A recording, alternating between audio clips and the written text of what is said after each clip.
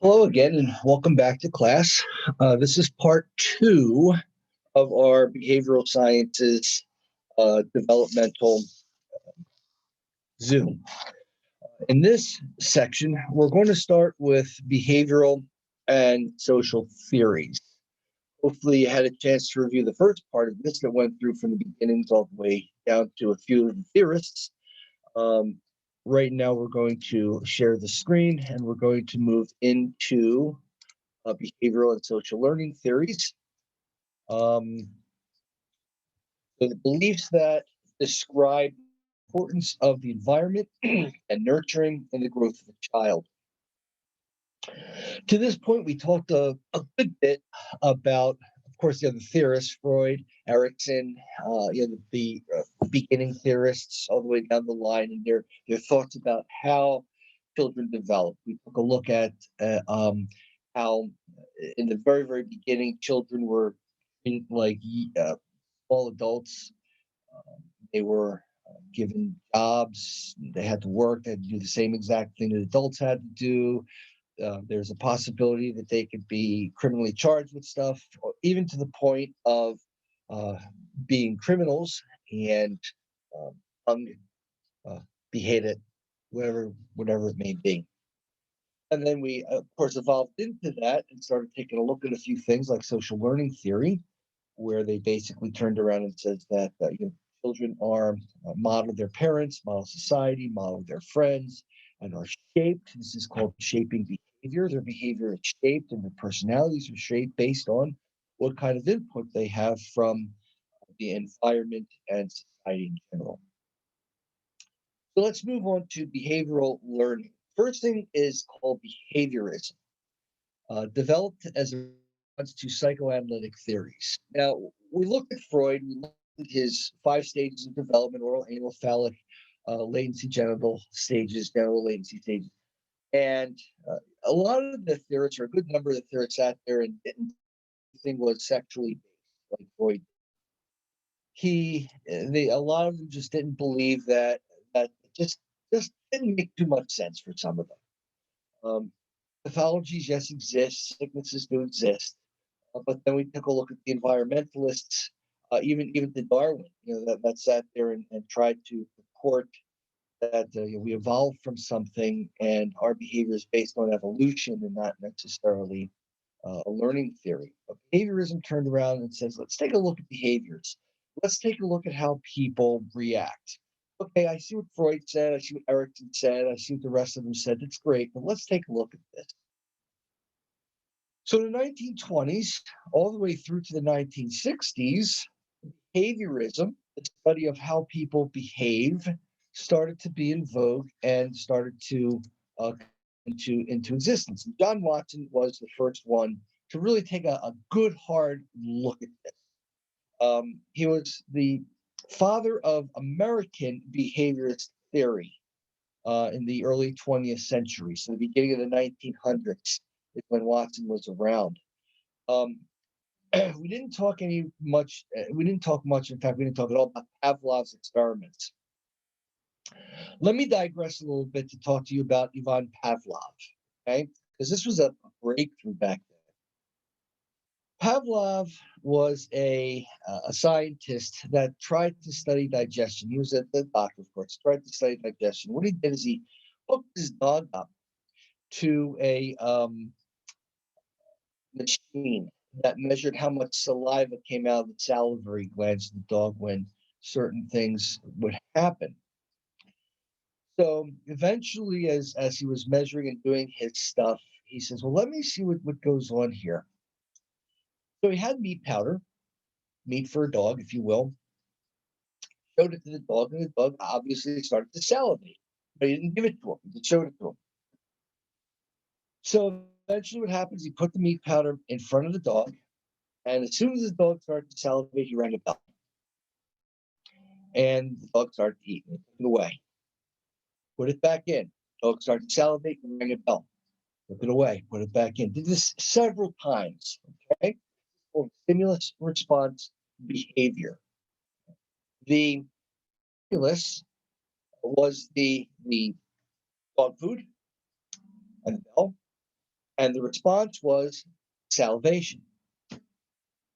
So what Pavlov wanted to do is he wanted to see how this would work with the dog. Eventually, what happened is he just took the dog food away, rang the bell, and the dog started to salivate. But what he didn't do is he put dog food there and says, "Oh, wait a minute. So what are we looking at here?" I mean, I could see you're putting the dog food down, ringing the bell, and the dog salivates and eats the food because the dog sees the food. But now I'm ringing the bell and the dog is salivating. What's this called? What is this? So eventually he called this conditioning. So you're conditioning a critter, a creature, if you will, have a response when a stimulus is given. So here's the dog. The stimulus now is the bell. The response is the salivation. So eventually, what Pavlov did, is he did this in steps. He presented the food, rang the bell. Within a few milliseconds, the dog salivated and ate the food. Food, bell, salivation. Food, bell, salivation. Then all of a sudden, it was just bell, salivation, no food.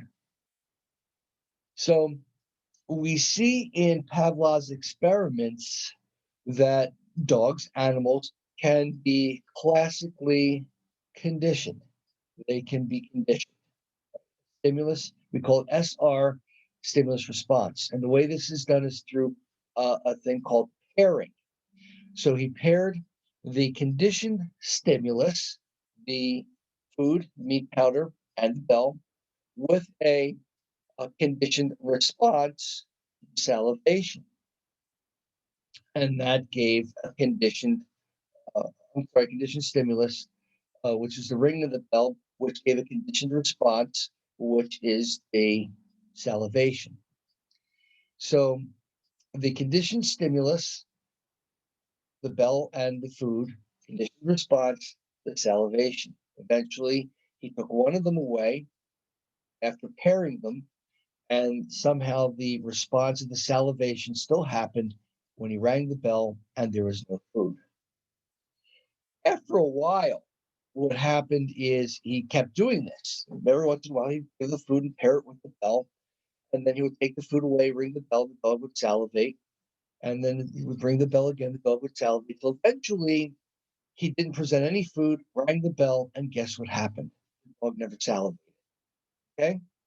This is called extinction. When you remove a stimulus, the response goes away. All right? So as the days went on, Pavlov was writing all this stuff down again. He one day walked into his lab, and the dog saw him, and the dog started to salivate. And he says, "Wait a minute, what's going on here now? I have no meat powder, I have no stimulus, no ringing of the bell, but the dog is still salivating because he recognizes me. What's this?" And then it happened again when he just turned the lights on. What's this? Expectation. The dog expected something. So even through extinction, when you remove something away and the stimulus goes away, right? The response goes away. It's called extinction. As time goes on, the person, the animal, the dog, didn't forget both Pavlov when he recognized Pavlov and the remembrance, even though it was repressed, the ringing of the bell and the dog food. So somewhere in the dog's unconscious, he was hoping that, seeing Pavlov, there would be food. Okay. Well, the same thing works with human beings. This is how we condition human beings, how we work with human beings, how we change behavior. We present a stimulus that's a pleasurable stimulus. And as we present that pleasurable stimulus to a human being, they respond a particular way. And that gives us the target behavior that we're looking for. Tell a child, "I don't want you to touch the stove." The child goes near the stove but doesn't touch it, and you say, "What are you doing?" And the child says, I'm just looking at the stove. Are you touching it? No, I'm not touching it. Good for you. Now here's a token. Here's an M&M. Take this. Good boy for not touching the stove. Good girl for not touching the stove. Kid feels happy, goes away. All of a sudden, one day the kid's sister says, "What's the big deal? I'm going to go buy the stove, and I don't, I don't see any harm with it." All of a sudden, the kid touches the stove and gets burned. Starts to cry. Mommy or daddy comes running in. What happened? I touched the stove. Didn't I tell you not to touch the stove? I'm sorry. I didn't mean to touch the stove. I really didn't mean to do it. Oh, I'm sorry. I'll never do this again. Do I get my M&M? No, you don't. What? You don't. Okay, so what's happening there is what's known as punishment. You're taking the stimulus and you're moving the stimulus away, and as you're moving it away, uh, the targeted response eventually will go away. And we saw this again in Pavlov's dog. Okay, Pavlov removed the bell, removed the meat powder or the meat as it was. What happened? The salivation stopped. So that's the general idea of Pavlov. So let's move on to John Watson. So here's John Watson. Watson based a lot of his work on Pavlov, who and this classical conditioning that Watson and Pavlov did together. Uh, Watson believed that children were passive beings; they were just in existence, and their behaviors could be molded. And the way the behaviors can be molded, or what we call in the field shaped, was by controlling the way that the stimulus and the response associations, the pairing, happened. So, depending on how you present the stimulus, is going to depend on how the child responds. Again, in the child walking up to the stove, if the stimulus is don't touch the stove, and the child's response is not to touch the stove, you're associating those two. If you don't touch the stove, I'll give you an M&M. There's your pairing. Kid walks up to the stove that's on fire, doesn't touch the stove, walks away. It's the M&M. And the response is, "Oh, I'm very happy." Kid walks up to the stove, touches the stove, right, burns it. Now the pairing of the child walking up to the stove and getting the M&M is removed. So that behavior goes away, and the child doesn't. So Watson took a look. The next one to start to take a look at things was B.F. Skinner, one of the most famous scientists of the 20th century. Now, where Watson and Pavlov did classical conditioning, stimulus response SR conditioning, Skinner was a little bit different. He did something which was known as operant conditioning. So he proposed that children operated on their environment. So they walked into an environment, children walked into an environment, and they manipulated things in their environment. And through their manipulation, this is how children learn and how their behavior was shaped. And he tried to prove this by this experiment, the Skinner box. So picture a regular box, right? Small little box. And what he would do is he painted one side of the box, let's say red, and the other one he left white, with demarcation down the center. And on either side of the box, he had these little pellet holes and had a little mouse. And within the box, he had electrodes put in the floor, and he put the mouse in the box. The mouse would walk from, let's say, drop them in the white side, walked over to the red side, sniffed around, crawled up the sides, walked away, did nothing for a while. Then all of a sudden, walked over to the white side, did the same thing, and just happened to off the window or fall off the window and tap the lever. And as the mouse tapped the lever, a food pellet came out and the mouse ate it. Mouse didn't know what was going on. Walked back to the red side, crawled up, played around, nothing happened. Walked back to the white side, nothing happened. Looked at the lever, nothing happened.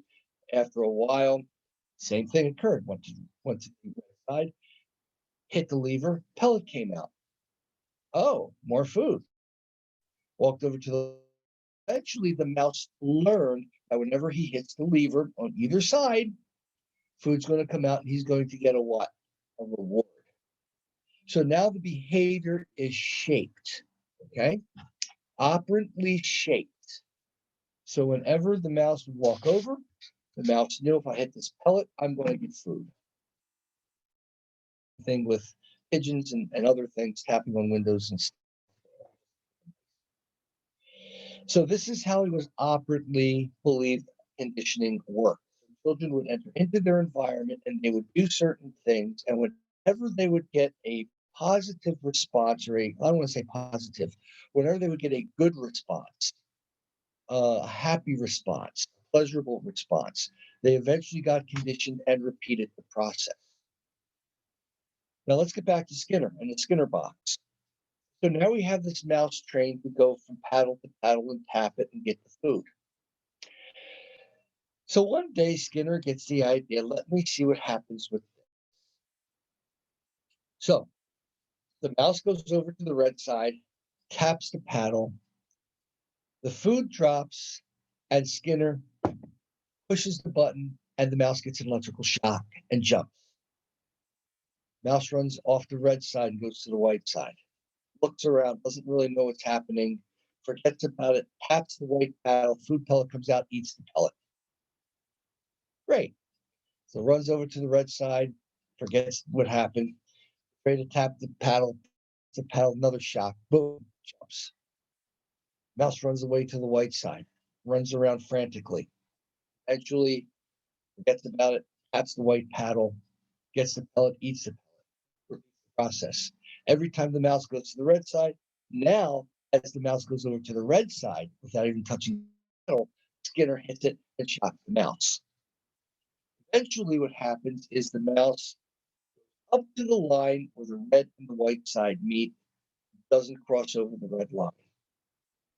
So what Skinner did is he operantly conditioned the mouse not to go to that side of the cage. Eventually, the mouse eats the food, and Skinner decides, let's see what happens here. The mouse taps the food, mouse gets a shock, jumps up, runs over, crosses over to the red side, nothing happens. Repeats the process. Eventually, gets stimulated enough times to the electrical impulses that the mouse doesn't go to the white side, stays on the red side. Again, he conditioned the mouse not to go to that side of the cage to get the food. So now what happens is Skinner decides, let me see what happens here. Oh, before I move into what happens here, let's talk about that. So now we have a child, and the child does a behavior, and a caretaker, whoever that caretaker could be, mom, dad, teacher, whatever, the child does something inappropriate, and some positive thing that the child likes is taken away. Or the child receives a don't do that again. Right? And the child feels really bad. Affect on the face, there are consequences to the action, and eventually the child doesn't like those consequences, so the child stops the behavior, stops those actions. That stoppage is called extinction. Stop. So somebody, according to Skinner, can be conditioned to stop a behavior. The behavior can be extinct. Right? So what he proved through his operant conditioning methods was that children can be conditioned through positive reinforcements. Why I didn't want to say good or bad, using positive or negative, because when we say positive reinforcement, positive doesn't mean good. In psychology, the word positive means to add some, right? So going back to the mouse, the positive reinforcement for the mouse was what? If you thought and if you said the pellet of food. So the positive reinforcement is something that the child liked or the mouse liked, and it is given to the child. This works wonderful if you're dealing with people that are mentally challenged, called mental retardation. That's an IQ of 70 or below. and you want them to do something and you're in a clinic and you're trying to reinforce a behavior, go to the bathroom, don't go to potty in your pants. And eventually the child starts doing things gradually. And as the child starts doing things gradually in the direction towards the bathroom, you reinforce them with a small token that they like till eventually they go to the toilet and they sit on the toilet and do their duty there. Then you give them a big reward. And eventually they'll sit there and say, I gotta go potty. Well, you know what to do, go ahead and do it. And the kid runs over and maybe a little bit too late, but runs in the direction. You still positively reinforce them. No, no, no, you needed to go to the bathroom, but because you went to the toilet room, and you missed, here's a little something, but next time if you want it all, you're gonna have to hold it and go to the toilet. Right? So what happens is the kid, I gotta go to the bathroom. Go ahead. The kid runs, sits on the toilet, does his duty, and gets the positive reinforcement. And now we see the behavior repeat. Okay. Operant conditioning. Now, to remove something, the positive reinforcement, the reason why it's a positive is because we're adding something to that behavior. So now let's see after the conditioning is happened and the child decides, I don't like what you did to me. I don't like, I did something and you're not telling me I'm a good person. I'm a good. So you know what I'm going to do? I'm going to poo my pants. So the kid poos his pants. Caretaker turns around. What did you do? Did you do a stinky in your pants? Oh, not me, not me. Oh no, right? So you don't beat the kid. Sit there and you operantly take something that the kid likes away. Well, because you didn't go to the bathroom, because you didn't do what you had to do, um, you can't use your cell phone for 10 minutes. Well, I gotta make a text. You can't use it for 10 minutes. And then it goes by. You can use your cell phone now. Do you know why I took your cell phone away? And the kid tells you. Okay. So that is called positive punishment. Positive punishment. And you may be sitting there saying, wait. Didn't you just say it was called positive reinforcement? Positive reinforcement is when you give something to somebody else for that targeted behavior to happen. Positive punishment comes in when you take something away from that individual to get the same response that you want, right? So if I don't want the kid to go to the bathroom in his pants, I'm going to take something away, his cell phone privilege for 10 minutes. Eventually that kid's going to learn that, and I'm going to make it in increments. If he does it again, I want to take it away for 20 minutes, then 30 minutes, and the kid eventually is going to sit there and say, oh my God, if I want my cell phone, I'm going to have to go to the bathroom. So I'm going to go to the bathroom. So I run to the bathroom and I go to the bathroom. He comes back and says, I just went to potty. Where? In the bathroom. You did? Yes. And I even flushed the toilet and cleaned myself. Good. Here's your cell phone. You see how it works? Now I'm giving a positive reinforcement to reinforce that behavior with the caveat, okay, Johnny, remember, you're getting your cell phone back. Why? Because I went to the bathroom and cleaned myself. Very good. And what's going to happen if you don't go to the bathroom and clean yourself? You're going to take the cell phone away from me again. Yes. You see it? Positive reinforcement, giving something to get the targeted behavior. Negative reinforcement, taking something away that the individual likes to still get that targeted behavior that you want. This is what Skinner proved in his operant condition. He believed that learning could be broken down into smaller tasks, have those smaller tasks reinforced, because what that would do is it would give immediate rewards. The person would recognize the immediate rewards, and the accomplished task would be done, and the child could learn further. So, through incremental training, through incremental reinforcements in a good way, or taking things away called punishment, positive punishment, then what would happen is the child would learn. But what happens if you flip the coin over? You got positive and you got negative. So remember, positive doesn't mean good or bad. It doesn't mean good. It means adding something to.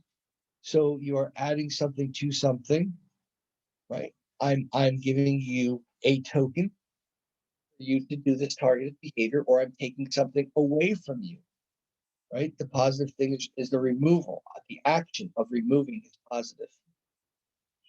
So what happens with negative?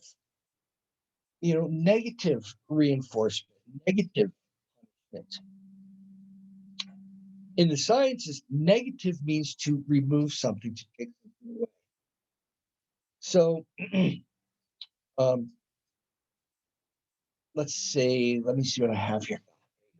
Perfect example. Cell phone. Okay. So the child does something and the child has the cell phone. I sit there and I say, what did you just do? I went to the bathroom in my pants. Okay. Give me the cell phone. Now I'm keeping the cell phone and you can't have it until I feed it. You go to the bathroom the right way. So what's happening is I'm taking something of pleasure away from the child, negative, right? And eventually what happens is I give it back to the child does the same thing, I take it away again. Eventually does something good, away again. Now I take it away and sit there and say, you're not going to get it back until you do a series of this correctly. I go to the bathroom 3 times correctly, and you have to show me that you did it right. Positive, negative punishment. I'm taking something away from you. Okay? Negative reinforcement. So I'm reinforcing in the child that if the child wants the phone, I better go to the bathroom right. Child better go to the bathroom right. So the behavior is being reinforced, taking away of the phone. Positive reinforcement, positive punishment. Negative reinforcement, negative. What Skinner believed. And once this happens, then modeling occurs. And the behavior is now shaped, it is now formed. And the way that we know this is behavior gets repeated over and over and over again. And the bad behavior or the inappropriate behavior that we say has been extinguished. Extinguished, just like you take a fire hose and you put on a fire, the fire goes out. That's called extinguishing the fire, right? The behavior is extinguished after the learning process is accomplished. So that was Skinner. The next comes on the scene at the same time is Albert Bandura, one of my favorites, social learning theory. Now, Bandura turned around, and unlike Skinner, who liked to shock things and all this, Bandura decided to see how children learn by observation, by looking at things, and by imitating things. If you take a child, little infant, take an infant, right? Take a little infant, and the infant turns around and let me borrowing something from my little doggy who's here, his favorite ducky. So here's a child, and the child is playing with me, and we say here that the child observes and imitates. So I have the ducky, and do you like the ducky? Yeah, I like the ducky. I like the ducky. Okay. And look at the child and say, well, I like you too. I really like this ducky. You see, I like this ducky. Nice ducky. And you hold the ducky, right? And they say that, do you love the ducky? Here, take it. So the child takes the ducky and throws it. No, no, no, no, no. That's not what you're supposed to do. Watch what I do. So I pick the ducky up and I go, oh, nice little ducky, nice ducky. Oh, how sweet you are. Right, here, try this. See what happens when you do that. So all of a sudden the kid gets the ducky and eventually learns, picks it up and goes, I like my ducky, I like my ducky. And you reinforce that. Okay? Now, that's verbally. Now, what if you decide that you want to do this without words? Well, Bandura did, as he believed that children can gradually become more selective with the things that they. So once you start to teach the child to do certain things, the child starts to do things back to you, imitates your behavior. The child's going to turn around and just say, "I don't want to do that. This takes too long. But if I do this way, I get to done faster, right? So I don't want to wait." So what Bandura would do is he would do certain things. The child would observe it, and the child would eventually sit there and say, "Okay, fine. I want to do it that way, but there's got to be a faster way to do it." It's called discrimination. The child would be able to discriminate between stimulus to see which ones can get the reinforcement a lot faster and a lot. Okay. So eventually the child would become more selective in the things that they would imitate and how they would do it. This is a decision making process that the child would learn. And Bandura would look at this and say, "Oh, this is cool." So, what do we call this when the child learns something by observation and then imitates it, right? We call this modeling. So, modeling is the process of following through what one does. We see this happen all the time, right? If I do a mathematical problem and I say, okay, 3 plus 2, 5, right? So if I have 3 pens, right? 1, 2, 3, and I add 2 pens to this, 1, 2, and I have 3. How many do I have? And the child looks and says, "I don't know." You say, "Let's count it. 1, 2, 2, 3, 4, 5, 5. So how many pens do I have?" "You've got 5 pens." "Right. How many do I have now?" You got 3. Now, what happens if all of a sudden these 2 pens walk over and they become friends with the other 3? "How many do I have now?" "You've got 5." Bingo. You just learned how to model. So now what the child's going to do is the child's going to sit there and say, "Well, if I have 3 things and I want 5 things because I like these, I have to go get these 2 things and pull them over. And now I have." So the child is modeling behavior that sits there and says, "This is how this works," right? So gradually, children became more selective in the things that they imitated because it all depends on what they like better. Things that they don't like that much, it would take them a little bit longer time to model.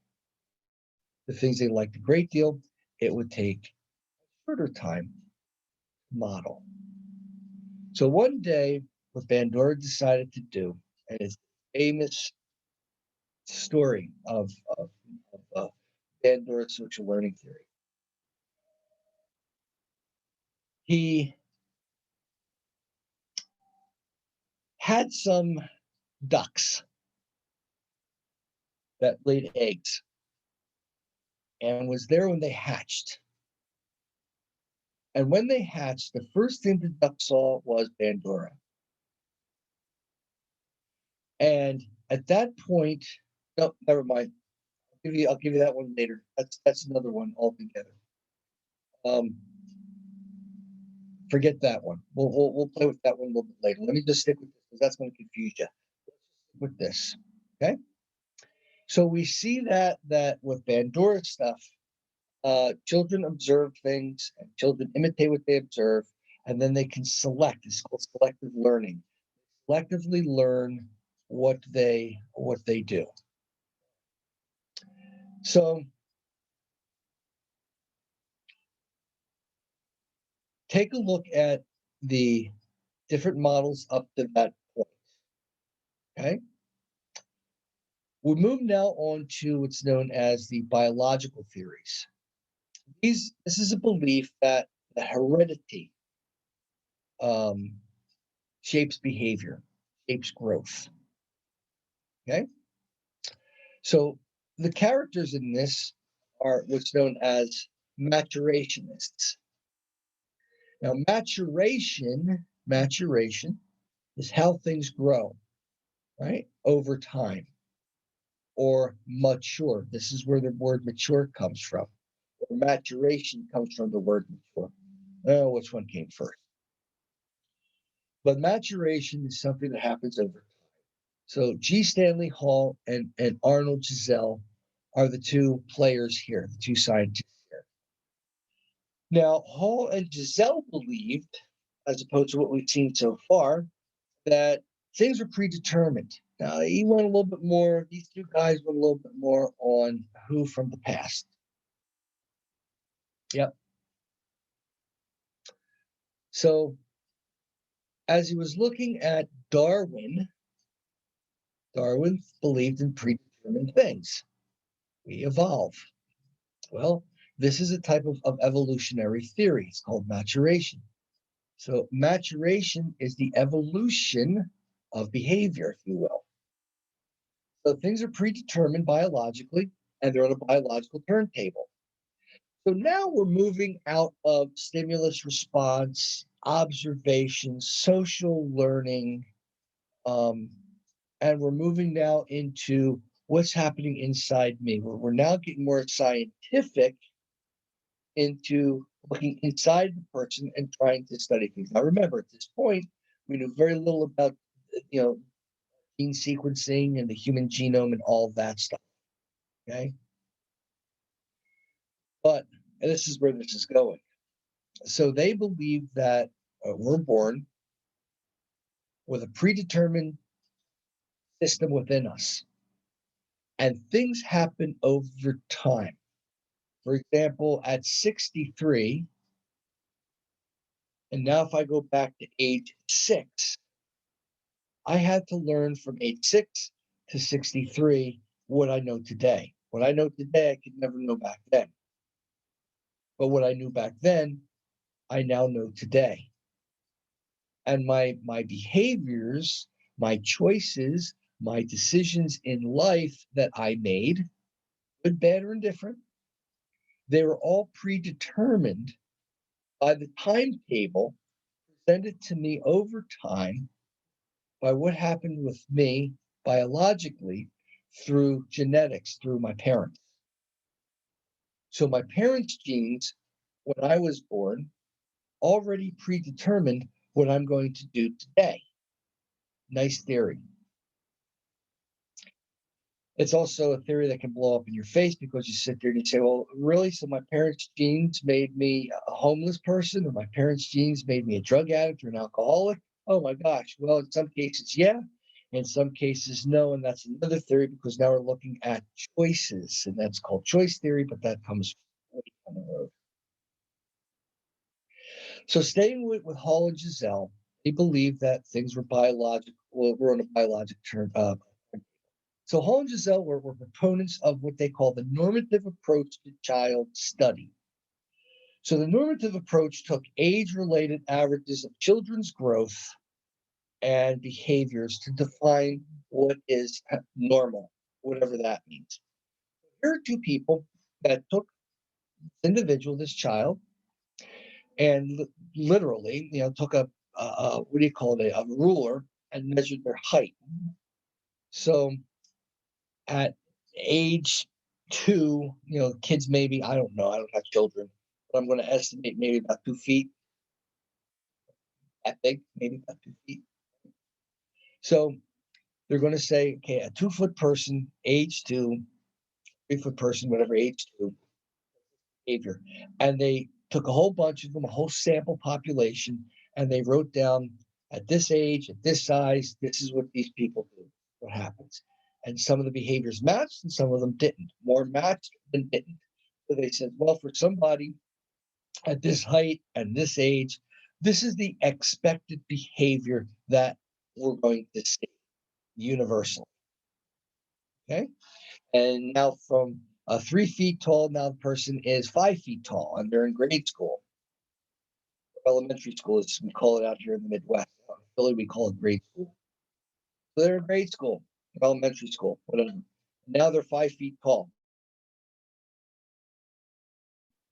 So that population, they're studying it. Okay, so now 5 feet tall at this age, maybe 12, 13.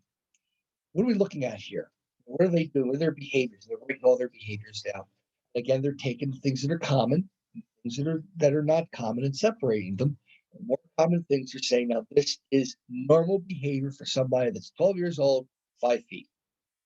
That's basically an unscientific way of explaining it, but that's kind of like what Giselle and Hall and sorry, and as they were doing this, they were looking at the behaviors and said, so now universally what we can say is normal for somebody at this age and this part of their development, we're going to be seeing these stages of development. We're going to see the part grow. Now you take that, you move it all the way back to birth. You study children from birth all the way up to their death. It's called a longitudinal study. A longitudinal study is a study that's done over a long period of time. And it's mathematically induced statistics and all this stuff, but you'll have that maybe down the road. So they did this longitudinal study and they took a look at different ages, different heights, different behaviors, documented it, separated male and female, and did all this and said, well, the normal thing for a male at age X is this. Now, there are things that they do differently, and that may be this. So if they do these things over here, that's normal too. But this is more normal than this. And they did that throughout life, and they came up with this normative model and sat there and said that these things are behavior is normal for someone. So all of a sudden we see a 13-year-old that's told that the what do you call it? Smoking is bad, right? All these commercials on TV, which they don't do anymore, but when I was growing up, they were on all the time. See these commercials on TV of how cool it is to smoke a cigarette. So here's a 13-year-old that's taking a look at this modeling. I want to be cool. I want to look like an adult. All these adults smoking. I can make my mind up, right? I remember from birth until about age 24, the prefrontal cortex is not formed yet. So the executive processing is not really there. Bad decision making. But based on what the child sees, oh, I can do this. Smoking. Right? Now, as we look back, we sit there and we say, oh boy, let's look at mom and dad. Mom and dad smoked. Grandpa, grandma, they smoke. And it goes back generations. So now this 13-year-old kid is starting to smoke. And it's not just one cigarette. Because sometimes, from what I understand, I don't smoke. What I understand, the people will take a cigarette and smoke it and get really sick and throw up. Right? Well, here's little Johnny, 13 years old, takes his first cigarette because he's watching TV and sees how cool it is and doesn't throw up. And finishes the cigarette and takes another one, throw up, doesn't get sick. It happens over and over again, and now the kid's conditioned to smoke and now has an addiction because of nicotine and all that. So they're taking a look at this and they're saying, well, people with a genetic predisposition to smoking, Johnny here, whose mom and dad smoked, whose their parents, their grandparents smoked, and their grandparents on their side smoked. Johnny smokes. So does every 13-year-old smoke? No, not necessarily. And they take a look at that and they sit there and say, well, for Sydney's folks or you know, her parents, dad smoked, but mom didn't. And as we take a look at her grandparents, her mother's mother smoked, father didn't. Her father's father and mother did not smoke. Oh, so for a situation like that, and they try this over and over again, for a situation like that, we can then say universally that people that have maybe one a first line consanguinity parent that smokes and one that doesn't, the person may have a 50-50 chance of smoking.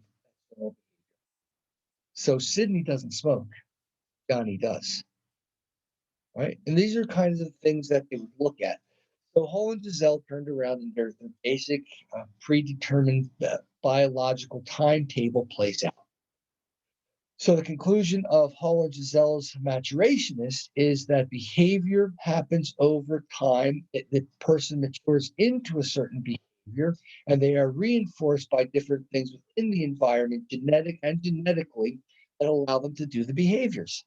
Therefore, the behavior that somebody has at age 60 has been formed and developed. They matured through it. So therefore, they became comfortable with it, it became a part of them, and now that's it. That's your maturationist. So now we take a look at people that believe that behavior is determined by a species' need for survival. These are called ethnologists. And who was the biggest one? Darwin, right? Ethnology. So again, going back to Darwin, we take a look at his research, and his thing was survival of the fittest. So he took a look at animals in the wild and saw that the weaker animals were either abandoned or the slower ones were ravaged by other predators. So if you got a bunch of gazelle out in the African Congo or wherever gazelles are, right? And you got a whole herd of them, there's 50 of them. There's a lion in the weeds over there looking at these gazelle because he wants a nice gazelle dinner, right? Looks around and all of a sudden the gazelles know that the lion is there and they start to scatter. So as they scatter, the lion starts to chase them and they scatter even faster. And then there's one that breaks away from them. Instead of focusing on the pack, the lion now focuses on the one that is going off into another direction. Eventually, the lion chases them, and the lion notices, this one here has got a little limp, and chases it and eventually overcomes it, and there's dinner. So Darwin took a look at this and saw different types of things, and saw animals that when one of their pack, people of their pack, was injured. Let's say you got a bunch of wolves, and one wolf breaks a leg or sprains a leg. Take a look at it, and instead of helping the wolf or just trying to comfort the wolf or something like that, they either leave it or whatever animal comes over, or they kill it and they eat it. Survival of the fittest, right? And that's how, what do you call it? Creatures develop, creatures grow, creatures exist. The stronger ones are going to exist, the weaker ones are going to go away. Do we see that acted out today? Take a look at politics. It's a perfect example. Even till this day, politics, the stronger parties win, the weaker parties lose, so they believe. It had nothing to do with the merits of the people, right? That's another story altogether. But we see that in politics. We see this with racism, sexism, all the other isms. They keep thinking we are the dominant society, so therefore anybody that doesn't look like me doesn't deserve to live. We call this prejudice. So the best thing to do is for the dominant society to overtake the non-dominant society or the minority society and either sequester them in one area. And if we don't want to sequester them in one area, then we will just wipe them out one way or another. And we see this acted out in political violence. We see this in street violence. We see this in racial unrest, et cetera, et cetera, et cetera. So they're sitting over there going like, well, this is behavior that's learned, and it goes all the way back to Darwin, survival of the fittest. So one of the things that ethnologists believe is there's a critical period. It's also known as a sensitive period in learning. This is a period in the child's development or in our development, human development, that is I'm going to call it the aha moment. It's that point in time, a little critical period in time where we are able to observe through any type of stimulus from the outside, to observe per a certain behavior, and we learn that behavior and we grasp that behavior. And it's only at that moment that we can grasp it. Critical moment in our life. And if we miss it, we miss it. That's it. It's gone. We can never get it back again. Right? Also a sensitive period for learning. I've been trying for years to learn a foreign language. I've been trying to learn Spanish. I've been trying to learn Greek, Latin. I've been trying to learn, and somehow, yeah, I've been trying to do this even back in high school and in college. I have a rough time. I speak the only language I speak is English, and I would love to learn another language. I'd love to learn several languages. Somehow, it just doesn't. My mind doesn't retain it. Why? Well, Darwin would sit there and say, because you didn't learn it during that critical or sensitive period in your life. You learned how languages work in that certain critical, sensitive period in your life, you would have no problem today learning a language. Now you have to struggle because your mind and the way that you think and the way that you pull things together and the way that you take this and bring them together to connect to make the language connection, you don't have it anymore. Or you do have it, but it takes you longer because you didn't learn it in first grade, second grade, third grade, fourth grade, etc. You didn't learn it in your primary years.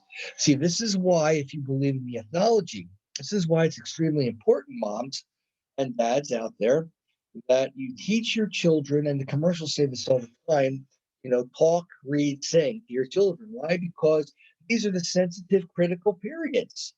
And this is when they're going to learn. So if you speak a foreign language, you talk to your kid in the foreign language as well as English. And therefore, as you're growing and developing, you're going to be able to make the connections. I see, a pencil.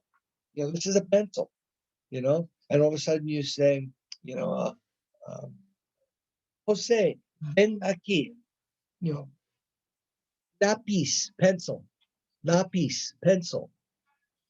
Well, Jose sits there and goes, lápiz, lápiz, mama. Sí, lápiz. Eso es a pencil. Yeah, good boy, good boy. So he learns a little bit of this and learns a little bit of that. So I know about that much Spanish. I'm not even sure if this is right. Is it película or is it lápiz? I don't remember. I think this is lápiz and this is uh, película. I don't know what this is. And how do you say pen?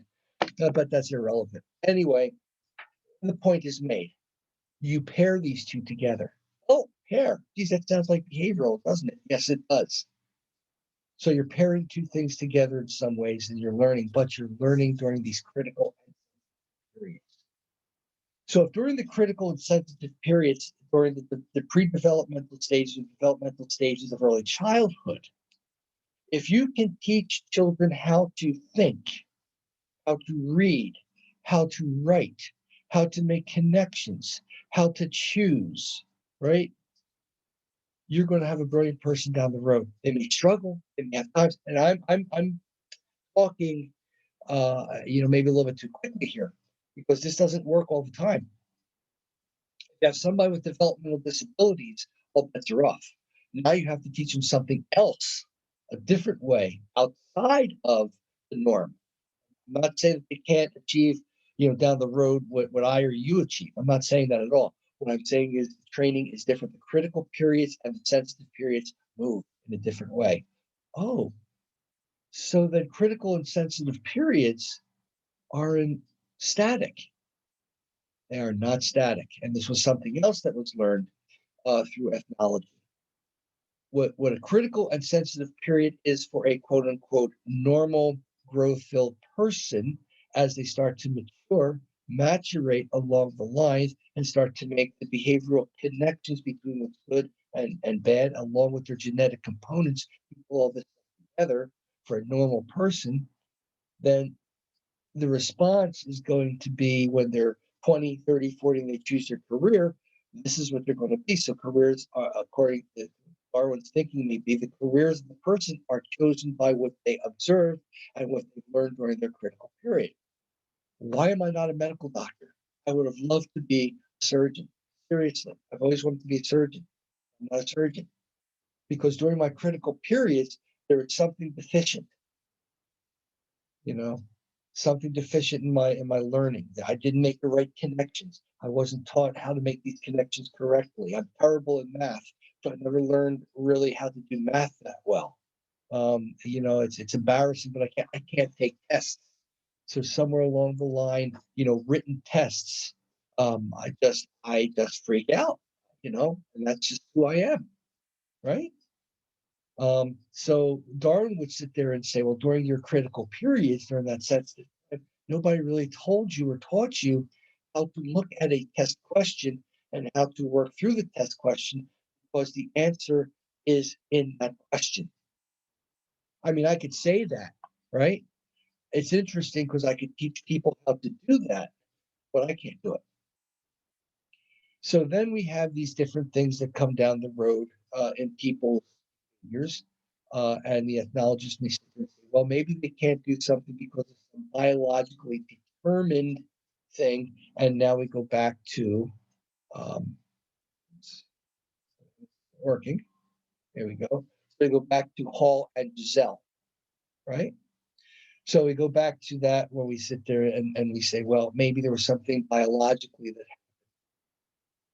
But Darwin believed, and the ethnologists believed, that development happens at critical periods in time, and these critical periods are called milestones. And we'll see this word used down the road a bit in other theories. But these milestones during the critical periods can be measured, and they can sit there and say, well, a child will do this at this age. And when they learn this, now they will move into this. What is it?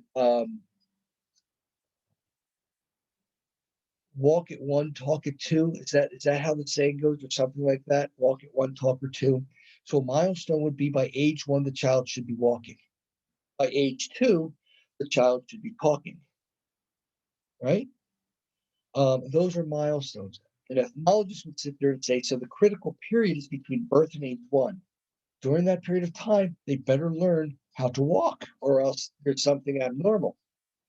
By age birth to two, they should learn how to talk and say sentences, maybe not complete sentences, but they're going to not be babbling anymore. They'll be able to say, pencil want, right? And we can translate that to I want a pencil. So these are certain critical periods that occur. And anything outside of that is seen as abnormal. And then we have to take a look at that. So that was your basic ethnologist. Now we go to the ducks, Konrad Lorenz. All right, Conrad's another fun guy that I really enjoy. So Conrad was an ethnologist. He believed in nature. And what Conrad did is he did a little experiment. Now we get to the duckies, right? Conrad did an experiment with ducks. And what he did is he had a bunch of ducks and he had their eggs and they hatched and he was there for their hatching. The mother duck was not. So immediately they hatched, they looked at him, he went in, he played with them, he fed them whatever little ducks eat, little grains of food and whatnot. And eventually the ducks would follow him wherever he would go. So they believed that Conrad was their mommy. Okay. So this behavior called imprinting. Imprinting.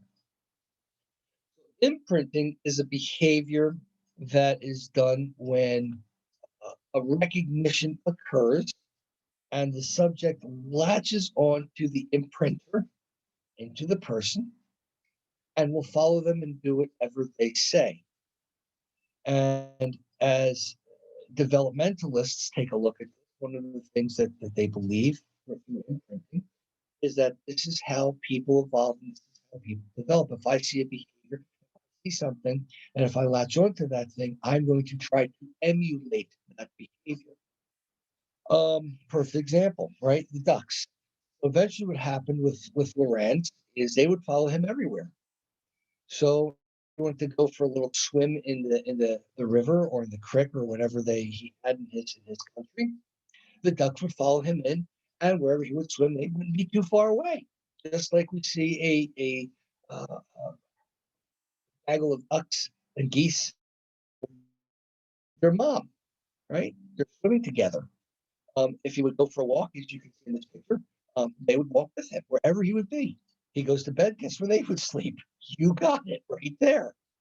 They imprinted, they took him, and then eventually, what Lorenz did is he taught them to live on their own, like birds in the wild do with their fledglings. They eventually the mother pushes them out of the nest, and the birds have to fly, by themselves. They learn how to fly themselves, or they die against survival of the fittest. The ones that are able to do, the ones that don't, perish and go away. And Lorenz just went and continued this behavior. He believed that behavior is created by people imprinting on other behavior. Another example, put it in human life. Have you ever had a hero?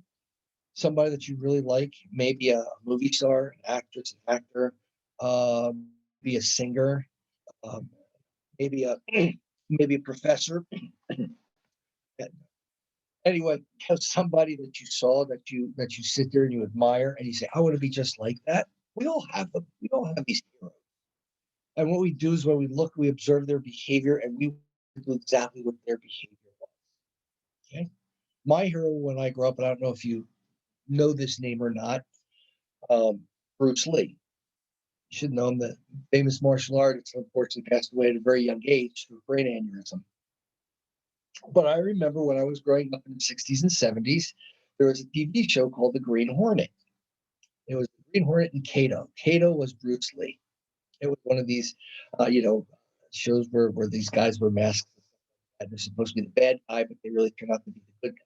Anyway, so Kato, whenever the Green Hornet and Kato would get into things, all right, and trouble would start, Kato would do his martial arts and beat everybody up, and it wound up that the Green Hornet and Kato were show, and society went just. I remember my mom coming down from upstairs as I was watching TV. Honey, what are you doing? And I said, the Green Hornet and Kato. And I looked at her and I said, I'm going to be just like him someday.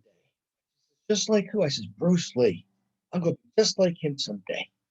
Right? There I am, a little kid, 6 years old, maybe 7, I don't know. And I'm watching this guy throw kicks and punches and everything else. I want to be just like him. So I go through my grade school years, and I'm the kid that's the proverbial punching bag on the street.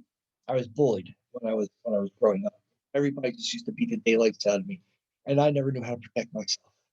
I still had in the back of my mind I wanted to be Bruce. High school came, and I was still the punching bag. All of a sudden, an announcement comes over. Anybody, freshman and above, that wants to be in the judo club, please come down after school to the gymnasium. And I went down to the gymnasium, and there was our Franciscan priest, Father Dave, a very happy memory. And he gave us papers and taught us about judo. And I took the papers home, and it was $25 a month. That was a lot of money back then. And I gave them to my dad, and I said, Dad, I want to learn judo. And by that time, I completely forgot about wanting to be like Bruce Lee. That was already kid stuff. So as time went on, my older brother Carmen and told my dad, I think it's a good idea. Why don't you do it? Because if not, he's gonna have his brains beaten every time he walks out of the house. So my dad signed the papers, my mom signed the papers, and guess who started learning judo, right? And I liked it. And eventually, by my fourth year with everybody else, that stayed in the judo club, when I started, I got my brown belt. So now I was getting closer and closer to my black belt, but I was graduating. So now I really couldn't go back because I was, in upper Pennsylvania, and the school was in northeast Pennsylvania, which is a large distance apart. But I was a brown belt. The university that I went to had a jujitsu club. Oh, so then I started to learn jujitsu and found out that the jujitsu instructor knew somebody in the area that also did judo. So I went to that club and I was learning judo and jujitsu. Eventually, history plays itself out. And now uh, ranks my first degree, second, third, fourth, fifth, sixth, seventh, eighth, ninth, to 10th degree black belt today. So I became, through the ethnological sense, I imprinted in my mind, looking at Bruce Lee, that I can be like Bruce Lee, which I totally am not. But at the same time, I'm a black belt. So let's take you. Maybe some of you were in recovery throughout your life, and you go into a rehab. You're a mess. You know what it's like.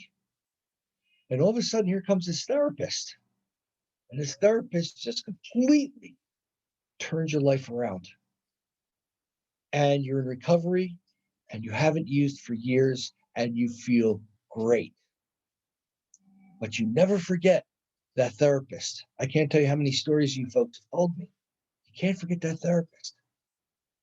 And you sit there and you say, when I was in recovery, I had a therapist that did this to me, and I want to do that, and I want to help other people. I want to be a good therapist. The ethnologist would sit there and say, you imprinted that therapist's behavior. You want to model that behavior for your career, and you follow that all the way out. Well, Lorenz proved it. So that's the ethnological approach to human development. So now we have this thing which is present today. It's called attachment theory. Notice the evolution of things. And the player in this is John Bowlby. So John Bowlby took Darwin and Lorenz's ethnological principle and took it to the next level, where Lorenz saw that things are attracted to one another and model one another and are shaped by one another and mimic one another, or as he would say, imprint on one another. Bowlby turned around and says, well, through this imprinting, people become attached, right? People become attached. So imprinting is one thing, but before they imprint, they have to be attached. If we take a look at Lorenz, the geese were attached to Lorenz, right? If Lorenz went, the geese would go crazy. So they were attached to him. That was their mommy, their daddy. So Bowlby turns around, sits there and says, let's take a look. Let's go back in time and take a look at infants now. And let's take a look at how the infants respond to their mom, to their dad during these critical periods. So the infant and the caregiver, because what if it's not mom and dad? The caregiver is somebody else. Mom and dad have to go to work. So now the caregiver becomes the nanny or grandma or grandpa or a babysitter, whoever that key person is, that caregiver is, and however that caregiver responds to that infant and that child is going to be attached to that person. Whoever spends the most time with that individual is going to be attached. So what Bowlby wanted to do is take a look at this and sit there and say, okay, let's take a look at the relationship. Okay, we go back to behavioral therapy, right? Pairing the relationship between infant and the one that's taking care of the infant. And what happens in that relationship, and what happens to that infant, to that infant as they grow and as they develop their behavior. What happens? What makes a criminal a criminal? What makes somebody dissociate? What makes somebody uh, very happy, very rich, successful in life? All these different things, all these different combinations and permutations. What makes a person who they are? Well, we would sit there and say it's how they were attached. And we have a whole bunch of other attachment theorists that go along with this. Carol Baumrind was another one. She did some marvelous work with infants. I would encourage you, and she's not there, I would encourage you to look at her work as well. I mean, there was some beautiful work. But Bowlby was the initial person with attachment theory. I wanted to take a look at how an infant, is attached to the mom and what happens when the mom goes away. And from this, we've seen a whole bunch of um, uh, reactions, shall I say, of the child. For example, if I have, again, my friend the duck, there's a little baby, and the baby likes the little ducky, okay? And sits there and sees the duck. And all of a sudden, I say, "Here's ducky." And the kid starts smiling and laughing and all that stuff. And then all of a sudden, I go, huh, where'd the ducky go? And all of a sudden, the child starts to look around, doesn't see the ducky, and starts to cry. And all of a sudden, oh, don't cry, don't cry. Here's your ducky. And the kid starts laughing again. That's called object permanence. Okay, object permanence. Here's the object. And if I take the object away, the child doesn't know that the object is still there, but just hidden for now. When I bring the object back, the object comes back into sight and the world is right again. Okay. So is the object still permanent? Does it still exist if all of a sudden I hide it? Well, eventually, what happened is they sat there and they said, yes, the child eventually will learn that even though the duck is here, if I take it and you physically see me move the duck and put it behind my back, or in this case, the chair, the infant eventually knows that the ducky is behind the chair and will sit there and not cry, but go, ducky, I want the ducky. And you pull it and say, oh, here you go, here's your ducky and everything. The world is good again. Right? Okay. I have to leave right now. We have a Zoom, and I will return with attachment theory.